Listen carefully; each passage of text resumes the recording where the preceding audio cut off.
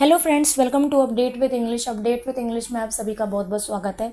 आज मैं फिर आपके सामने एक और स्टोरी के साथ हूँ जिसका टाइटल है a king and three sister. Once upon a time a law was passed in a kingdom. एक बार की बात है कि एक कानून पास हुआ किंगडम में यानी राज्य में। The law did not allow any house to have light in their home at night.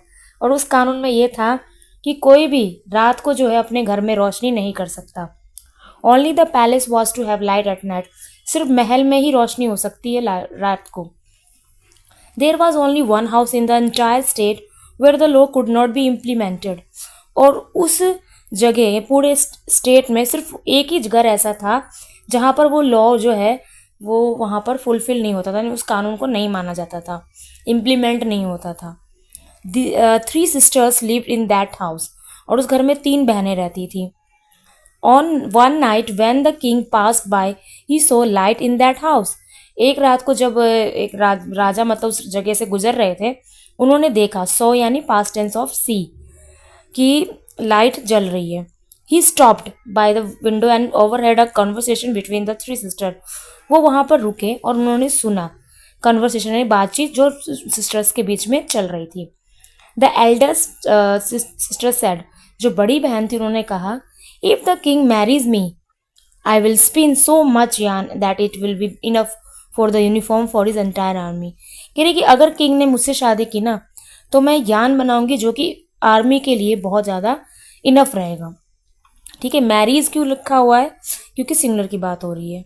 Okay, the other said, if the king marries me I will bake such a large bread that every soldier of the kingdom will have more than enough to eat. कि अगर राजा मुझसे शादी करेगा तो मैं एक large bread बनाऊंगी यानी बड़ा सा, जो कि बहुत ज़्यादा इनफ है खाने के लिए सभी सोल्जर्स के लिए। द यंगेस्ट, सबसे छोटी बहन ने कहा, and if the king marries me I will give birth 2 beautiful children, one like the sun and another like the moon. तो सबसे छोटी ने कहा कि अगर किंग राजा मुझसे शादी करते हैं तो मैं 2 बेटे पैदा करूंगी जो एक सन की तरह हो, और मतलब 2 बच्चे पैदा करूंगी जिसमें एक सन की तरह सूरज की तरह हो और दूसरा चांद की तरह हो। The next day king sent a message through his man that he would marry the youngest of the 3 sister.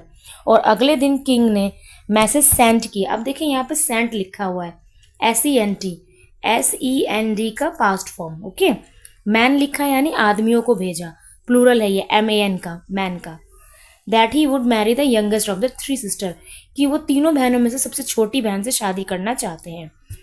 The sister were brought to the palace, और वो बहनों को वहाँ पैलेस में ले जाया गया, महल में। The king married the youngest sister and the other 2 sister also started living at the palace. कि राजा ने जो है शादी तो कर ली छोटी बहन से, लेकिन जो बाकी की दोनों बहनें थी वो भी पैलेस में रहने लगी। तो सोचिए कितनी अच्छी किस्मत थी कि उसी टाइम पे राजा का गुजरना और उनको उसकी बात अच्छी लगनी, और तीनों बहनें जो एक गरीब से घर में रहती थी उन्हें महल में रहने का सुख मिला। ठीक है, so this is the story. अगर हम बात करें वो कैब की फ्रेंड्स, तो इसमें देखिए पैलेस है यानी महल है, यंगेस्ट यानी सबसे छोटी, young, younger, youngest, superlative degree है ये। ठीक है, मैरिज मैंने बताया है, सिंगुलर में हम डिपेंड करता है S लगाएंगे या ES। तो मैरी है MARRY, मैरी। तो अगर उसका हम सिंगुलर के साथ करते हैं तो मैरिज हो जाता है ये। ओके, कॉन्वर्सेशन मतलब क्या होता है? बातचीत। बिटवीन यानी जब एक से ज़्यादा की बात हो, 3 सिस्टर थी वो 2 की बात भी हो तभी। इम्प्लीमेंटेड मतलब लागू करना, इम्प्लीमेंट करना। ठीक है, डिड के साथ हमेशा वर्ब की फर्स्ट फॉर्म आती है, मैं बहुत बार बता चुकी हूँ आपको।